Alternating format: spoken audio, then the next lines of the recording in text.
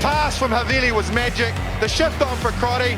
Boom, far down you go, Quackett Smith. Me, oh my, I have enjoyed that. Yes, boy. Sit back, relax, put your belt on, enjoy the show. Well, welcome to Season 4, Episode 1 of the Draft Rugby Show. Yes, that's right. Season 4. Can you believe it? I believe we got renewed. Thank you, Netflix. Thanks, Dan. Nice. Yeah, good. If you've been with us for most of that, or really any of that, thanks for listening, and we hope you get as much or as nearly as much enjoyment listening as we do making the show. And if you are newly joining us, welcome. Joining me, of course, they've already said hello, but my co-stars, Harry and Nelson Dale. Lads, 2021, we made it. What do you think was the bigger achievement, surviving 2020 or getting to Season 4 of the Draft Rugby Show? Without a doubt, Season 4 of the Draft Rugby Show. Last year we did 44 episodes, so we're burnt out that we almost didn't do extra podcasts in our 6-week break or 8-week break. No, but we actually like rugby, so we did extra podcasts, unlike you, Craig. Very good. Well, yeah, you've jumped the gun a little bit there. But let's talk about pod caps then. So it's the start of a new season. We'll reflect on our pod caps that we often refer to. And we have Harry coming in at the lead with 92 caps.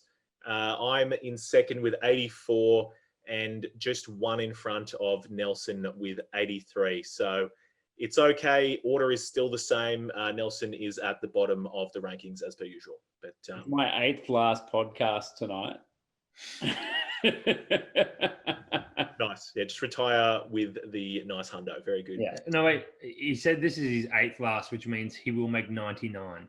He won't make 100. No, don't make me do maths here.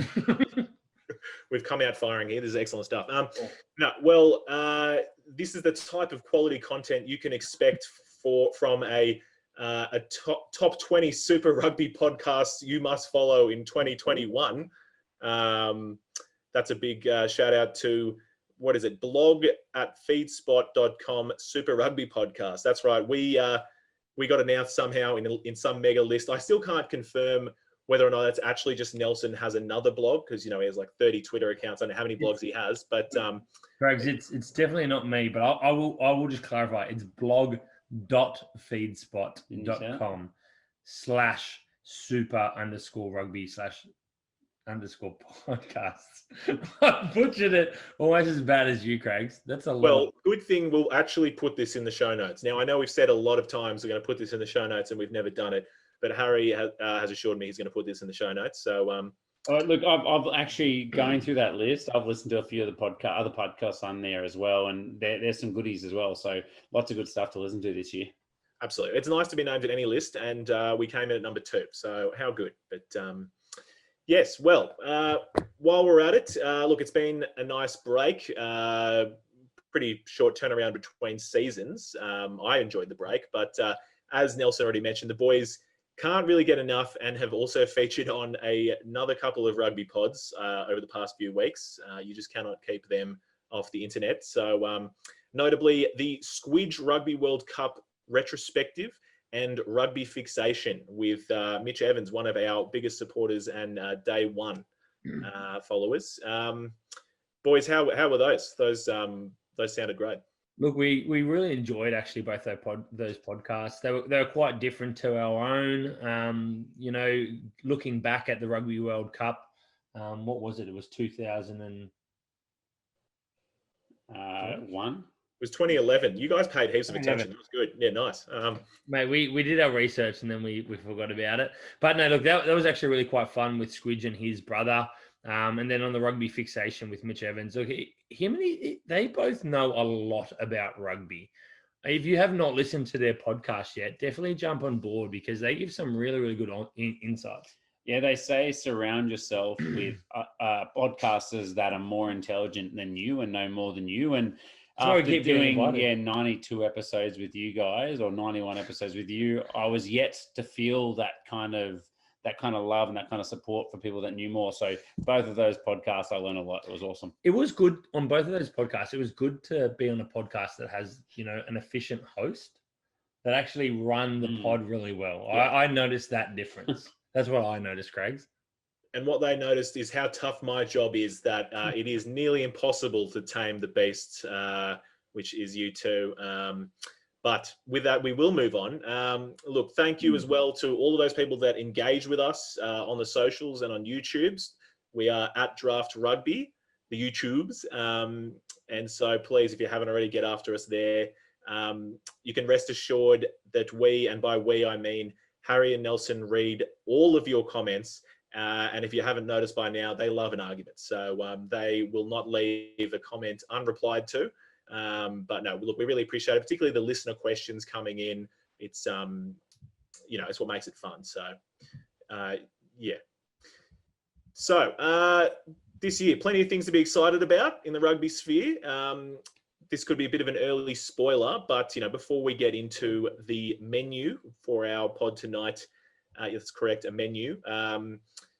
If you could pick one thing can be a person, team, competition, anything like that you're incredibly excited about, only one, which is going to be difficult, what would it be? What are you looking forward to the most in 2021? Look, for me, I'll say the new direction Rugby Australia is taking, with one free-to-air match a week and actually a broadcaster that's looking to grow the game, something that's been missing for a long time in Rugby Australia. You hear Kiwis talk, you hear South Africans talk. For rugby to be really successful globally, you need Rugby Australia to be doing well, something we've faded away for quite some time. But it feels like we're really taking some steps in the right direction. Plus, there's some good young talent coming through. So it'll be really good to see some rugby on free to air and see a broadcaster that wants to grow the game. Yeah, and very well said. That's going to be hard to top. But for me, it's going to be either the Brumbies or the Reds winning the Trans-Tasman Super Rugby competition. Against the Crusaders? Yeah. Wow, the Crusaders must have a lot of injuries. Can it possibly be both of them in the finals? Just one? I don't think so, no. I think it's top from each pool. Excellent. All right. And what I'm most excited about is an actually good set of brothers. The Sevilla brothers are reunited. One of my favorite players of all time, Julian Sevilla. The bus is back for the Hurricanes, and I can't wait. So I mean, the bus is doing its route again, mate. It's back in business. Yes, it is. The bus is back. That's great stuff. What I'm thinking of. All right, let's get into the menu for the pod. You got to warm up. It's the start of the year. I know these guys have been on other pods, but they couldn't even remember what they were talking about. We've got to get back into it. They need me. They need the direction. It's all right. We'll get better as we go on, I promise. The menu for tonight. And of course, we do a menu, our entree, main course and dessert, because typically we're eating or stuffing some dinner down as we write some notes to then do a pod fairly late on typically on a weeknight.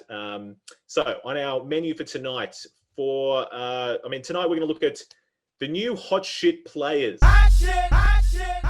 So for entree, we're going to briefly talk about Draft Rugby, Fantasy Rugby 2021, how it's going to work, competition format, how the platform's coming along, my favorite topic.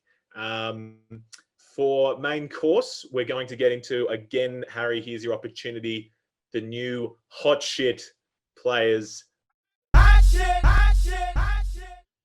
Very good. What do we mean by hot shit players? Just new players you might not have heard of, players that have been around, new young players that we think are going to have big years and that we're excited about. And for dessert, we're going to have a look at those players that'll be away for the Rugby Sevens, those for the Olympics. A bit of Groundhog Day here. We remember talking about this last year, and then there was no Olympics. So we'll briefly cover that. And we're then going to discuss the juicy, hypothetical British and Irish Lions versus Sanzar, and thanks to Nelson Dale, versus Pacific Islands Cup, or just any possibilities around that. I mean, how good would something like that be? I have been, although there's been 140,000 views or something like that, I've probably had 20,000 people remind me that France aren't in it. Then random countries weren't in it. Then Nadolo mentioned something about we're forgetting the northern Antarctica and the Arctic and all this shit. And it actually spiraled out of control, but it was very funny from Nadolo on Twitter. So if you haven't seen that feed, go check it out. My favorite line was that New Zealand is actually also a Pacific island. So the way I see it, it's the Lions versus North versus South game of New Zealand. Very good. And finally, some listener questions. So we put a shout out like we do typically. Look, generally when we get into the season, we record the pod on the same night every week, and we put a shout out that day for listener questions. But sometimes we don't always get it the same night every week. But anyway, we're excited to get back into our listener questions. So let's get into the entree.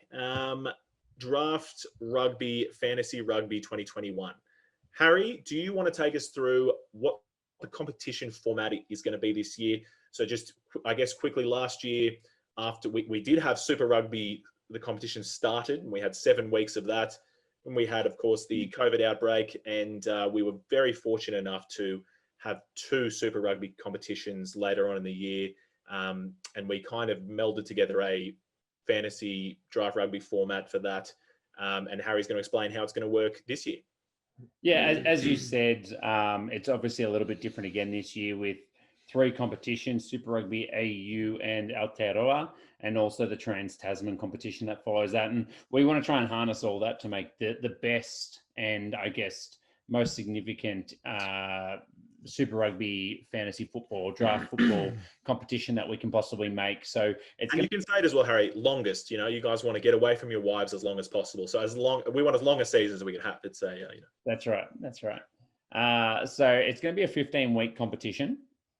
Basically, it's going to be 12 round games plus the conventional 3-week finals that we normally run. So that is, you'll play in an 8-man league, everyone bar 2 players twice. It's going to start in round 2 of Super Rugby AU, which is when Aotearoa starts for round 1. Which is the 25th? The 14th, the Feb 25th or 26th. Yeah, that's right. 9 rounds in a row. They're going to play through, and then we're going to break for 2 weeks while AU and then Aotearoa plays their finals. So that'll overlap on about 2 weeks. So you can just kind of enjoy the, domestic finals competitions. Then we come back for the start of Trans-Tasman, so you can keep your fantasy team together without having to worry about making any changes. And you're going to play another 6 rounds, 3 round games and 3 finals. So it's 9 weeks through domestic comp, 3 weeks through Trans-Tasman, and then finals. And then our stock standard is you play a 2-week semi-final and a 1-week grand final that will line up with the Trans-Tasman Super Rugby final as well. So always love the ability where there's only 2 teams playing, there's only 2 managers left to try and steal positions off your fellow managers where you feel there's high value to do that. That's it, the sudden death format. And if that didn't all make perfect sense, of course, that will be in an article somewhere, which will be very easy to follow. And I guess another point from that, which we had last year, is so we're not going with Super Rugby AU round 1. We start on round 2, and that's so that we can have 2 competitions, so that we can have as big a fantasy teams as possible. So we'll follow the same in that we'll have a starting 15, and we're going to have 1 reserve forward and 1 reserve back. And how good is it going to be getting the AU round 1 to research and see some of these young guns are about to talk about, to see how much they're really worth picking up before you run your draft? Yeah, they're the guys you're nervous on, you know. You pretty much can be assured you pick a Kiwi, they're going to be pretty good. So if you pick an Aussie, at least you get a week's information before you make that choice. Yeah. That's true. I don't like it because it means some of these other trash managers in our league get more information, and it removes our competitive advantage at the draft. But look, I would say ours, but it clearly didn't help Nelson the last few years. So I tell everyone my tips. You know what I've been thinking about is the Trans-Tasman is the Kiwis play the 5 Aussie teams, and the 5 Aussie teams play the 5 Kiwi teams. They don't play their own competition in that. Man, you just want all New Zealand teams, surely, in that, right? You just want a whole team of New Zealanders. Harry, I've said it every year. We've done this for 4 years. My entire team, as you will notice, is nearly always the Kiwis because A, that's the rugby I want to watch, and B, they get more fantasy points. It's science. I'm telling you. Excellent. All right. Well, yeah. So that's the competition format. It's pretty exciting. Look, it's definitely there's I don't know how I feel about the little break in the middle, but it's still going to be good. Like there'll definitely be some changes when you come back. You'll have to quickly adapt your team, but yeah, you have to do it with finals. There's not going to be enough teams playing week in, week out. Yeah, it's awesome, the crescendo to the Trans-Tasman final, the way that works out. It's going to be we could have either finished it off there with the finals, or we can include the Trans-Tasman to give it a little bit more length, to add a little bit more flavour. The Trans-Tasman's included. I think that's the best way to go.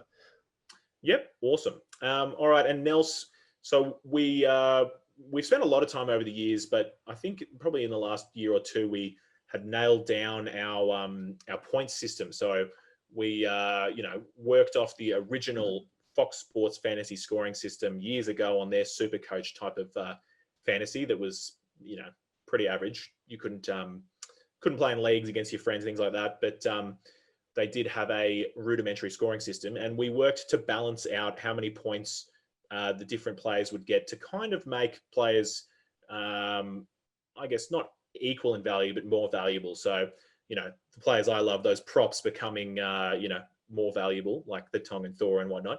I don't think I think we've just thought about 2 little tweaks to the scoring system this year. Nels, do you want to take us through those? Yeah, look, nothing's too drastic, just things that we noticed throughout last season. What we're doing is that the first one of the 2 is penalty changes. So last year and in previous years, if you get penalised, you were -5 points.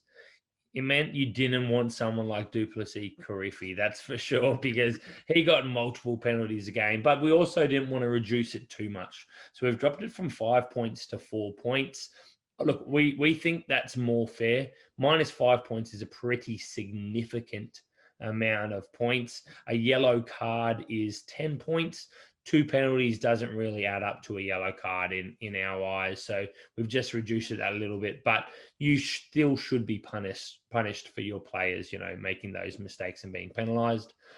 And just an extra little, thing to still think about with your players when you're picking them.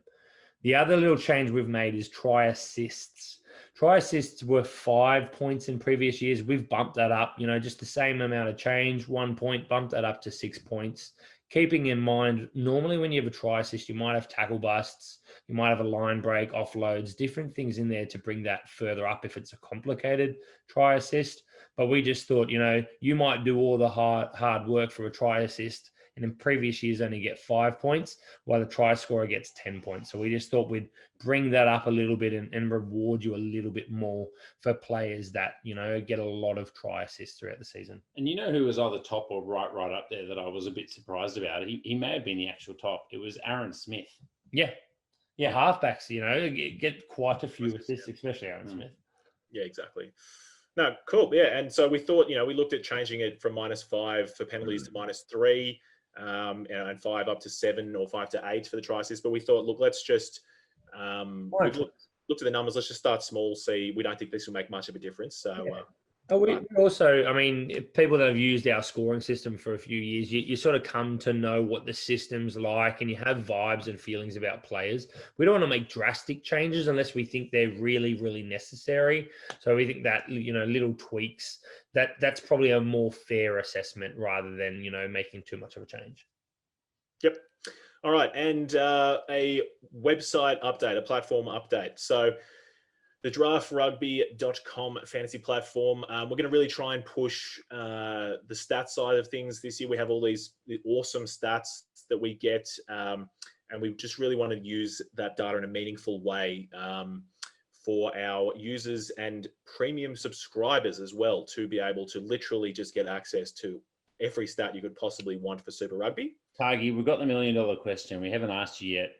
We get live stats this year. Can you just get some live stats on the website for the premium subscribers so you get your fantasy updates live? Wouldn't that just be the best thing ever? It would be, definitely. Look, I love that you guys are dreamers. And I don't know if there's been a difference in my voice over the last few years of saying we're going to have everything. I think I've sounded like Donald Trump in the last few years. Like, it's going to be tremendous. We're going to have everything. And then realizing how hard it is, and how hard it is to find the time to get into it. But look, what we are, so realistically, we're not going to have the live online draft nor the live weekly player trades at this stage for this season. We, for our competition, and we know a lot of competitions that use our stats and play in our format, we do these both in person. So, our draft is probably our favorite day of the year. We all go to a pub or someone's house and make a night of it, put up on a whiteboard, you take your picks. It's great fun. And then we have a weekly trade night where on Thursday nights, one manager gets to pick a pub each week, and we go and have a few beers, talk some footy, and make some weekly trades to our fantasy team. So that's how we do it. But what will you be able to do on the draftrugby.com platform? You'll be able to create leagues, invite managers. You'll be able to add your team rosters. You'll be able to see your team's fixtures. Your team will be scored in those weekly fixtures, and you'll get points on the league table if you win your matchup or if you get a losing bonus point or bonus points or whatnot. Initially, you'll be able to manually adjust your rosters for trades each week. And hopefully, with as weeks go on, we'll be able to implement more trading. So manager to manager trade requests, and hopefully even a live trading session. So that's kind of where we're at and what we're expecting for this year. Like I said, we're going to really push the blog and the stats. So look forward to us really using the stats this year. And stay tuned for updates with that. So exciting things to come. Yeah, I think the main thing you said was to give the one sentence summary was the thing's going to work a lot better for the functions that we've had. Yeah, that's good. I like it. Excellent.